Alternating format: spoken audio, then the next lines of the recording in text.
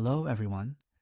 Throughout this tutorial, we will be creating a full-fledged multi-user web service as full-stack TypeScript developers.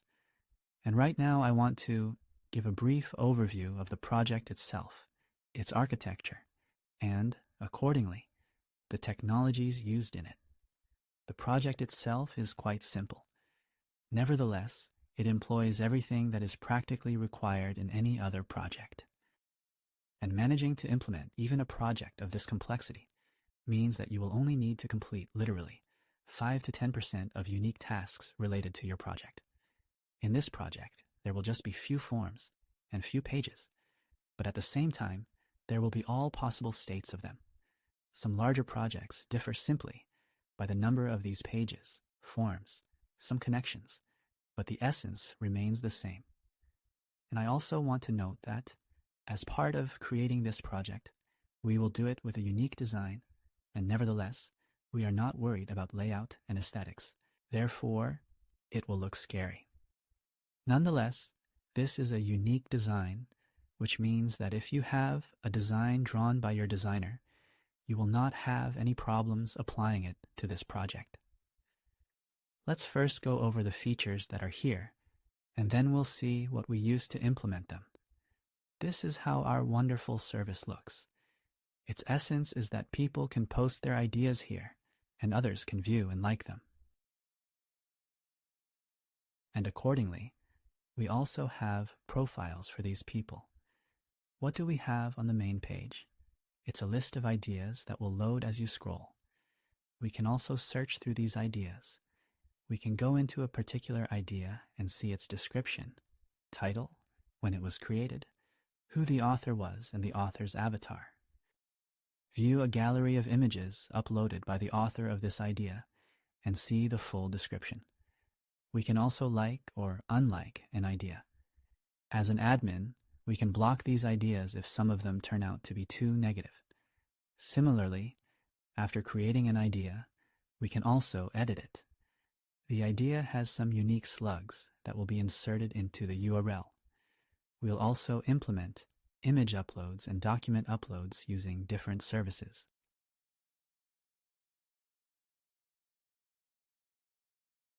All right, edited the idea. We have a profile editing page where we can change our nickname, upload a different avatar, or change the password. And accordingly, we can log out, log in, or register in the service. And of course, everything that accompanies it. What is not visible here but is also present. We will be sending emails. Specifically, we will make a mailing list at the beginning of each month with a list of the most popular ideas based on the number of likes they receive that month. So the functionality is something like this. Let's now take a quick look at the code and the technologies used. On the front end, we use React. Alternatives to React could theoretically be Angular or Vue. Angular is too complex and excessive. Vue is possibly too simple. I think React is the perfect middle ground, and at the same time probably the most popular library for front-end development. Moreover, after learning React and creating a web service with it, you can easily learn React Native and create mobile applications in the same way. In this course, we will not cover mobile application development, but will focus on creating a web service. But all the acquired knowledge can also be applied to creating mobile applications. And it will not be difficult for you to learn a little React Native and turn it into a mobile app with code reuse. We will also be writing not in plain JavaScript, but in TypeScript. TypeScript will allow us to have a more maintainable application and actually develop faster. Yes, it can be a bit difficult to grasp at first, but once all types are properly defined, it will be very hard to break your service, and you'll immediately see where things went wrong when making changes. Throughout all the lessons, we'll repeatedly refer to TypeScript and notice some of its advantages. For building our front-end application, we will use Vite, which has a bunch of nice plugins, is easy to use, and also easy to customize. An alternative could be plain Webpack or something like Create React App, but Create React App is not easily customizable. It will, again, be the optimal solution. On the back end, we will use Node.js, which makes sense, and likewise, we will use it with TypeScript. For package installation, we use pnpm. It works faster than native npm or yarn. And at the same time, I even like its interface more. To create endpoints and generally some server, we use Express, and at the same time, we won't write any custom routes because for client interaction, we use tRPC. So if you look at what tRPC is, it's a thing that allows you to synchronize types between backend and frontend and have very nice auto-completion during development. Here, for example, we will go to the idea viewing page and we can see that we are using tRPC here. And here, by calling auto-completion, we can see all the routes of our backend. Oh, and by selecting the appropriate endpoint, we can always see what parameters it accepts and pass them. Types will also be verified. At the same time, when developing the front end, you can always click here and jump straight to the backend code and see what is happening there. All types will be automatically synchronized. Also, under the hood, tRPC utilizes React Query, thus making it very convenient to manage your app's state after loading some data. Again, in the lessons, we'll cover all of this in detail. This is just a high-level overview. All right, we are using tRPC. The database we use is Postgres, and we use Prisma to connect to it. Thanks to this, we can easily write simple schemas, get TypeScript types, and generate all necessary migrations. Primarily, we'll interact with a database through Prisma by passing these fairly straightforward query objects. Nevertheless, we'll also practice writing custom queries for our Postgres. For instance, we'll have this function, and we'll explore how to write raw queries to SQL databases.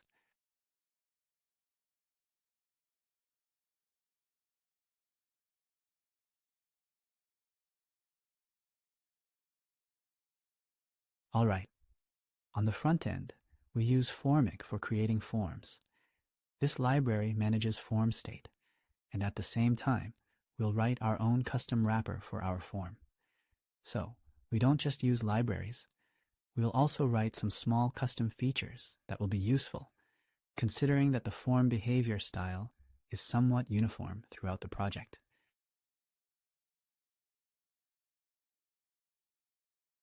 All right, later we'll use Zod allows you to write very simple data validation schemas. We end up with additional helpers, and we simply define the type, its characteristics, the minimum number of characters, and what error to display if validation fails. It's great considering that as full-stack TypeScript developers, we will reuse a lot of back-end code on the front end and some front-end code on the back end.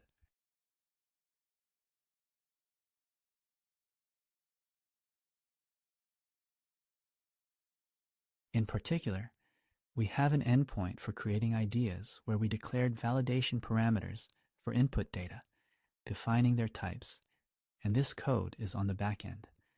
At the same time, we use it in the front end in the same way for form validation.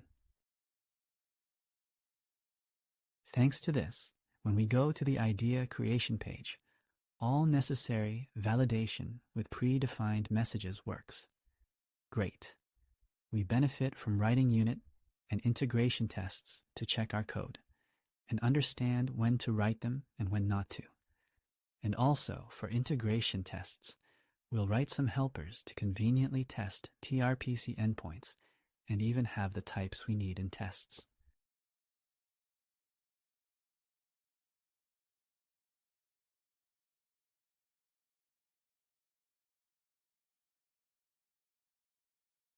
Which is natural, but still nice.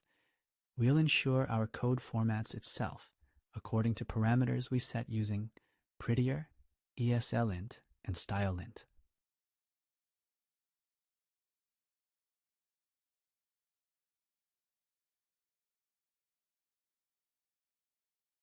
Yes, we won't write in pure CSS. We'll use a CSS preprocessor called SCSS and go over it a bit. But I repeat, we won't go deep into layout because it's a separate area. and it's not that hard to learn.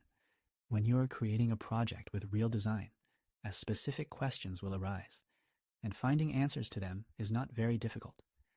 We're focusing more on the comprehensive analysis of product creation. Nevertheless, we'll also talk a bit about CSS, specifically about how to declare modules, use them here, apply classes here, combine them, and so on. All right? Then for easier development, we'll think a lot about the convenience of our development flow. We'll add a commit class so our commit messages are always neat, just the way we want them. We'll arrange it so that every commit automatically checks and fixes our TS code style, CSS code style, and type checking to ensure we haven't broken our application. And thanks to this, we'll feel secure knowing we won't push any changes that definitely break our code. We'll have authorization, which we'll implement using Passport. This is also a library that will allow us to implement JWT authentication and pass authorization tokens from our front end. All right, for navigating our web application, we'll use React Router, and at the same time, we'll write our own auxiliary routing function, which seems practical and convenient.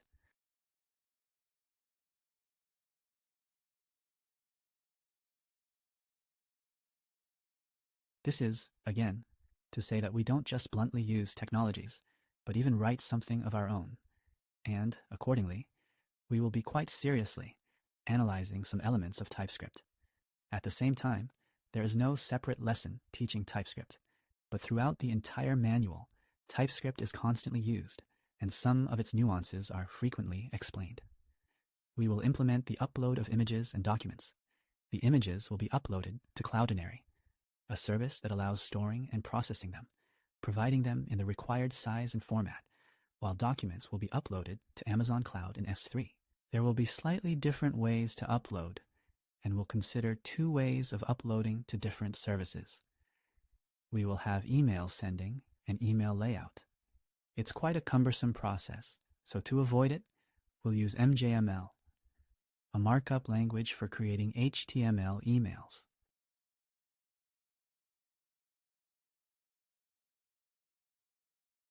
So, here we have an email that we send when our user registers, simply by their registration.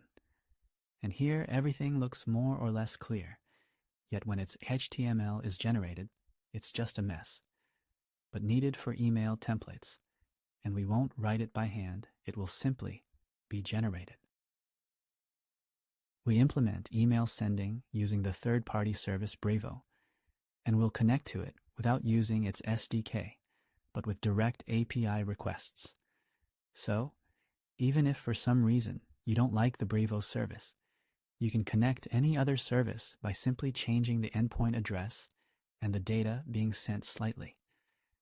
At the same time, since we will learn how to make requests to third-party services, you will also be able to connect and send SMS or anything else and integrate whatever you want into it.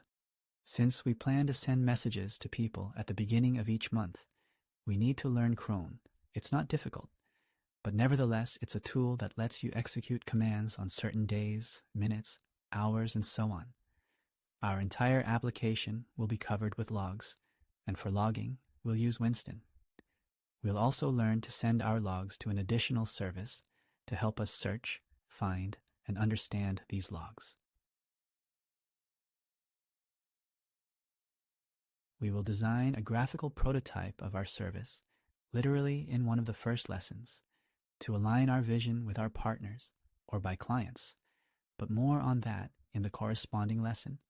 And for this, we use the Balsamiq mockups program. We will also look into creating a backlog. All of this will be at the very beginning of this tutorial, and it won't take much time, but these are important lessons considering that we don't just want to be developers, but to fully develop products like these. Seemingly unrelated skills will also be needed, and I will highlight the practical and most important parts of them. It's possible that there may still be some errors in our service, and that's normal. The main thing is that these errors don't go unnoticed. All errors occurring on the back end will be sent to the service center. And as soon as something breaks in our service for any of our clients, we will know about it immediately, see the entire error stack, and be able to address the issue. We will also integrate product analytics using Mixpanel, and when our people register, users like ideas or perform other actions, all these business important events will be send data to Mixpanel, and there we can build all possible charts. We won't dive deep into data analytics, but importantly, we will log all these events. Then, when we need to know something about our users' behavior, or just view the list of all our users, we'll have a ready tool for it and easily perform the necessary analytics queries. In the end, when our entire service is ready, we'll deploy it to the cloud service Heroku. The entire course will be divided into small steps, and in each step, we'll complete a logically finished small task.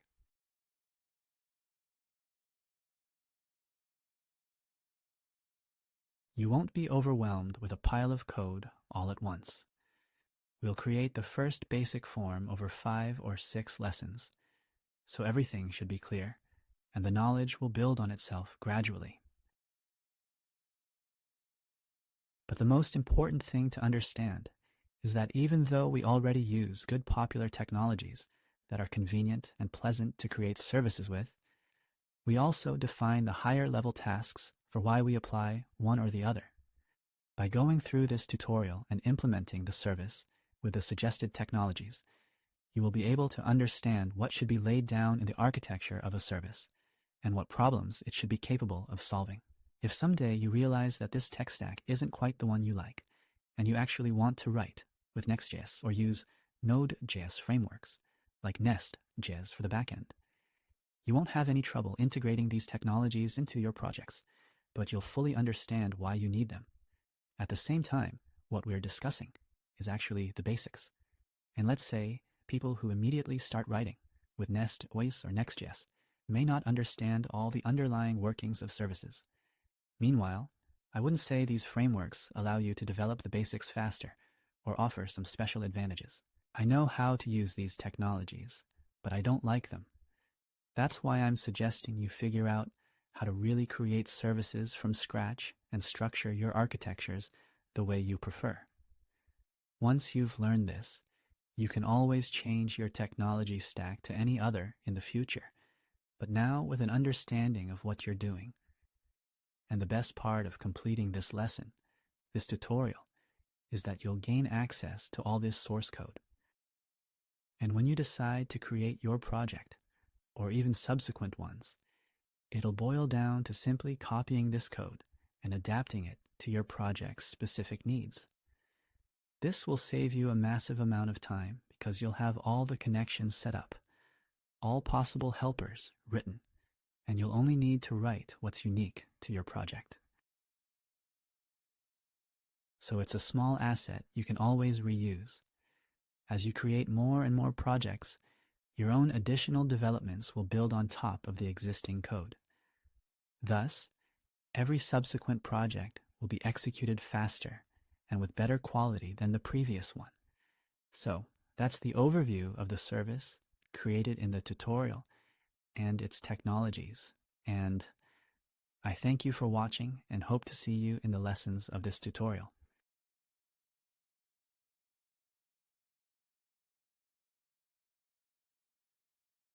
See you soon.